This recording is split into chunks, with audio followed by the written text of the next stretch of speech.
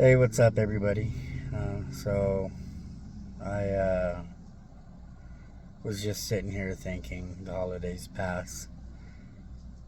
My 6, now 7-year-old nonverbal autistic daughter's birthday was on the 18th, Christmas on the 25th, New Year's.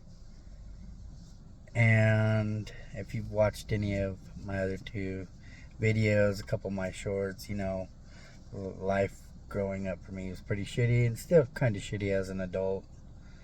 Um, but just something stands out that bothers me. Uh, my ex, her rent is like $40 a month, and it goes up $20 every month until it maxes out at $200 a month. And I called my ex on our youngest daughter's birthday and said, "Hey, I'm gonna go and get." I said, "No, what I say? Hey, it's Gracie's birthday today." She says, "Oh shit, I forgot. I've been so busy." Um, Even when my parents, mom and dad, were high on whatever drug they were choosing or whatever alcohol my mom was drinking or whatever type of methamphetamine type she was doing, they always remembered my birthday.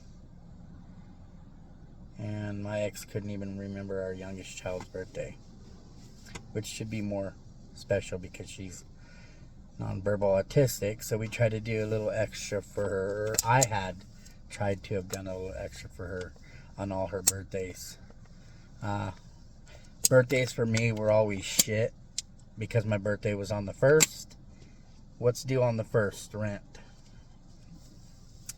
So, I never really had any good birthdays. And moving in and living with my dad, he, we never really celebrated birthdays. Sometimes he would take me out, but I don't remember the last time he bought me a cake as a teenager or even really celebrated it.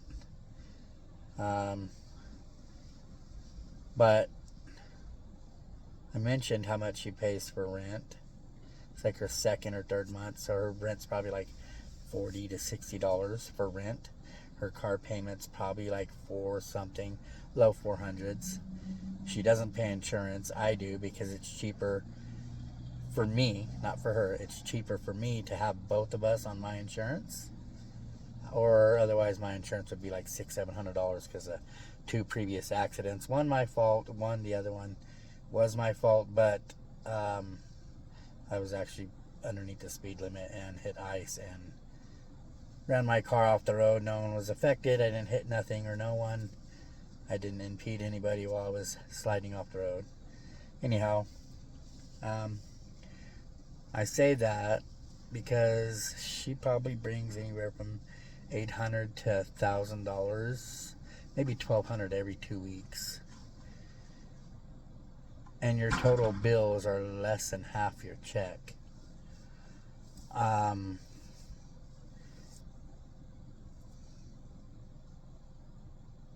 And you didn't have money to get her a single present.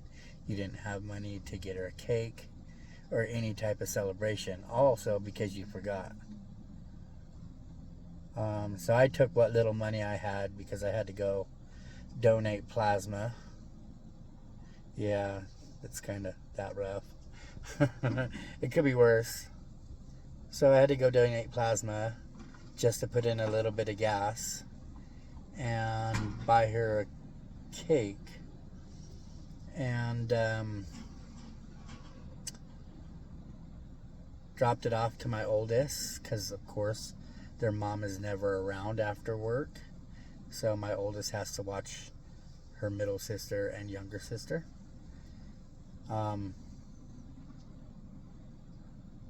3 hours later, I'm downstairs. Come outside and, I got a lighter. We'll light the candle and we'll sing happy birthday. And we did. Sung happy birthday to my youngest child. And I can't really have cake because it really messes with my stomach for more for a good for a good while. So I don't really have cake that often. And this cake is specific because it was like a kind of like a ice cream type cake. Um, and I asked my oldest, did your mom do anything? Did she get anything? Oh no, she didn't get her nothing. But and this is like 3-4 days later. But um, mom's friend went and got her a birthday cake and some gifts.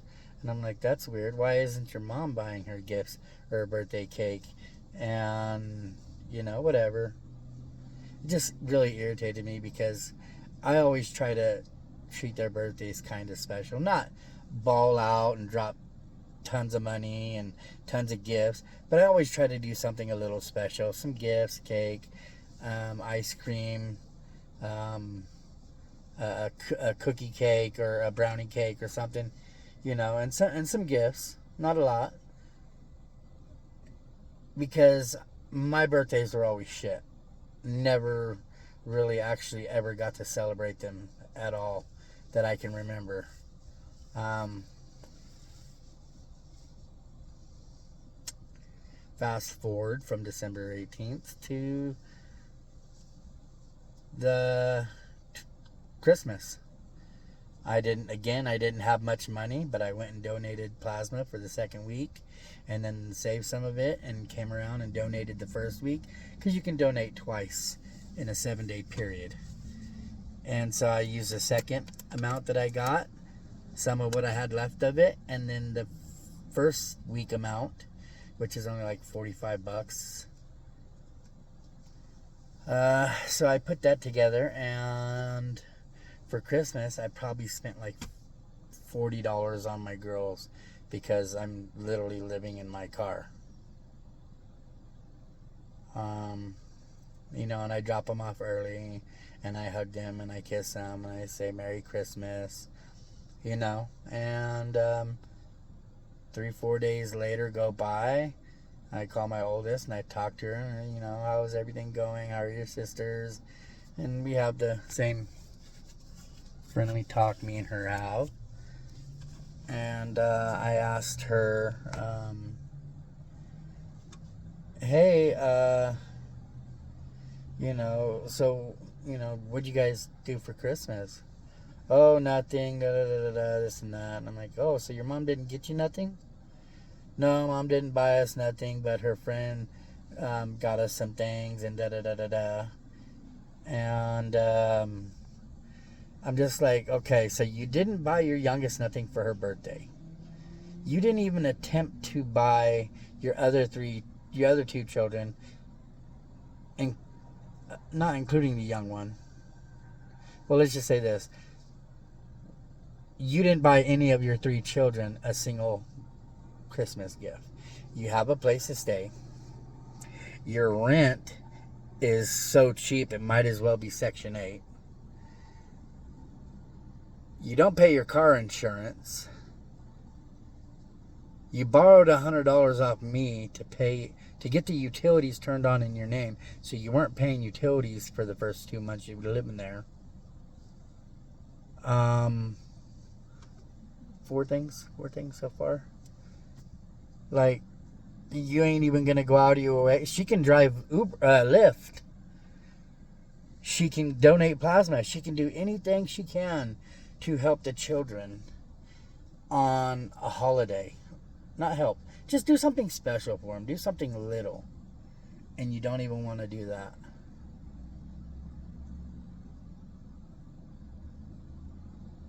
Yeah. Just some things really piss me off because I've always gone out of my way to do anything I can for my kids, even if it's small, even if times are tough. I'm living in my car and I still went to the dollar store and bought them a few things and went and got a cake, and I don't get to spend all the time I can with them because I'm living in my car. But it's cold out here in Utah, and I try to spend some time with them every day, not just picking them up from the house and taking them to school, waiting for them to get out, pick them up from school and drop them off back at home. Not just that. I try to spend a little bit of time just because it's cold. I don't want them to get sick. I don't want to get sick. And I go out of way and do shit for my kids. It just really sucks when I have to hear from my 8-year-old, my middle child, that it doesn't feel like mommy loves her. And I ask why. She says because she doesn't give me the kisses and she doesn't play with me like you do. She don't snuggle really. And anytime I ask to sleep next to her, it's always no, get out of here, go to your room, go sleep in your bed, or go lay with your dad when we were living in the same apartment, but different rooms. I got to hear that from my 8-year-old. And God bless her heart. She's just being honest about her feelings and how she feels.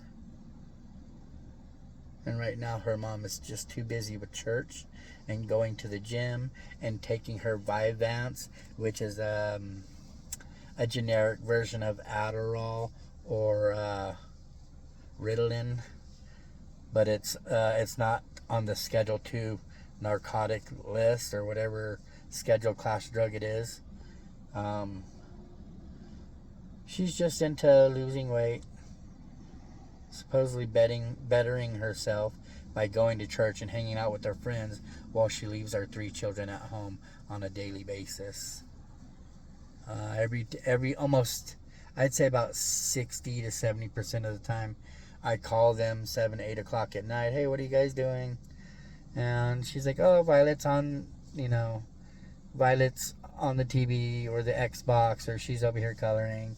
And Grace, she's on her tablet or she's playing with toys. And I'm just sitting here watching crime documentaries or on my phone doing something. And, I always ask, is your mom around? And literally majority of the time, my oldest says no. And my two older kids understand the situation and how I'm not around, and I was the one always loving and caring for them and nurturing them and playing with them and allowing them to be kids. Meanwhile, their mom tells them to shut up, sit down, and don't make a sound. Like they're kids, let them play. Like, they're going to be loud, they're going to chase each other, they're going to fight. They're kids. They're still going to love each other after, but they go through their little spats and things, and I'm over here living in my car and I can't be around them to love them, to tickle them, to chase them, to pillow fight with them, to have them talk to me about something that they were looking at or reading about or watching about or what they learned in school. I'm not there. And I just feel like maybe I'm wrong. But maybe I think that their mom should be there doing the same thing. Showing them more love other than, oh, well, I'll be home later. I'm going to go to the gym for 2 hours and then I'm probably going to come home and shower and then go to my friends for another 2 hours. I'll be home around 9 or 10 every night. And this is like a daily thing. And she's spending 0 time with them. And all the love and trust that I've built up with my kids, and the playfulness and the happiness, I think, is kind of just going away because their mom's just not present. And I don't think it's a good thing at all. Maybe I'm wrong. Different parenting styles, right? Everyone has them. As my drug addict mom says, there's no real way to learn how to parent and teach you to take care of your kids. Yeah, now there is probably, but at the same time, if you're mentally stable, you should know how to take care of your damn kids. Like, my 8-year-old believed in, don't let your kids hear this, my 8-year-old believed in the tooth fairy till she was 7. No, till about 6 months ago. She went looking through one of my drawers for candy and she found teeth. And I'm like, oh, those are your younger sisters. Well, whose are these? Those are yours. But you said, yeah, I know, tooth fairy's not real. And because the tooth fairy wasn't real, Santa's not real. Shocker.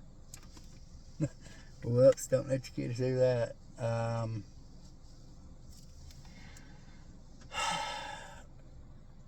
I try to hold holidays to something special to do with the kids, and she just shits all over them.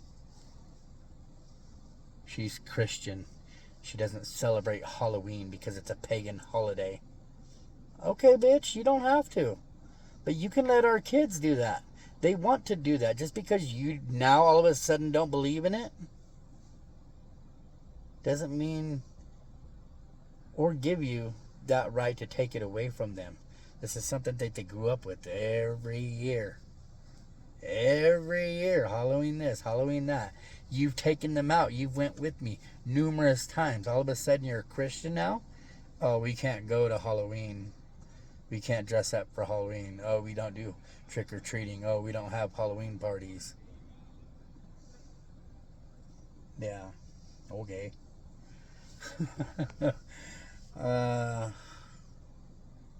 Yeah, that's what happens when you believe in a set of values, I guess. You just start taking away from your kids for reasons or excuses that you now believe in. Everyone's entitled to believe in their faith in God, and I'm not taking that away from anybody. But I just think that that's screwed up. Now our kids, not just Halloween, suffer on every holiday that they have to be with their mom. And I absolutely hate it because we used to spend so much time getting ready for the holidays and doing things together. Not even as a couple, just for our kids. And you can't even buy them Christmas presents, but you're going to ask our oldest daughter to put on a brand new bracelet the day before or the day after Christmas, and then you walk out of the house with presents for your friends? Multiple bags of presents for your friends, but you don't have shit for your own children.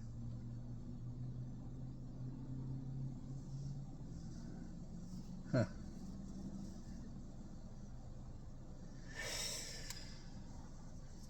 I don't know.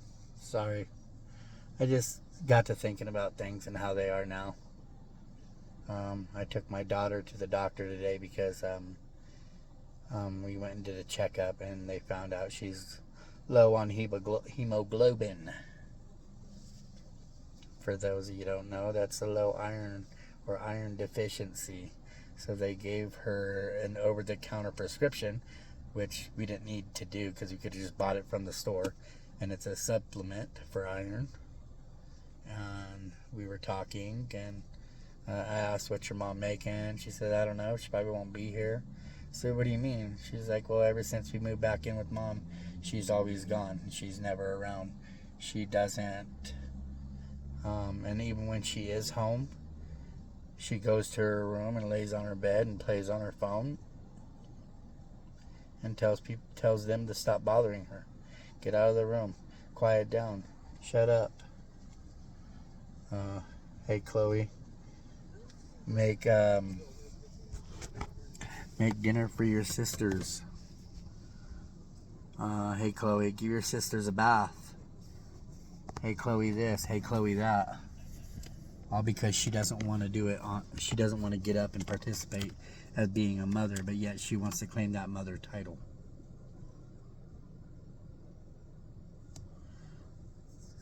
I'm going through a rough time right now as it is, and I still try to be there for them as much as I can. All they have to do is call, and I'll come running immediately. Dad, I want you to come over so I can sit with you in your car and play on your phone, or just so we can be around each other. Okay, cool, I'll be right over. Give me 10, 15, 20 minutes, you know. Whatever it takes. I'm there for my kids. And our kids live with this bitch, and she can't even fucking be there for them while she's there in the apartment. She can't even bathe her own kids. Her nonverbal daughter, who's 7 years old, who can't do it herself, she will not do it. And if she has to, she gets pissed at my oldest daughter, and she starts calling her names.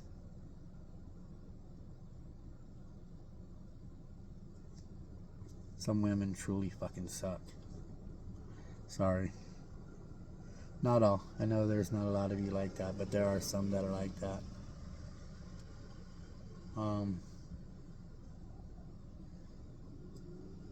Yeah. Sorry to vent, but you all have a good rest of your night.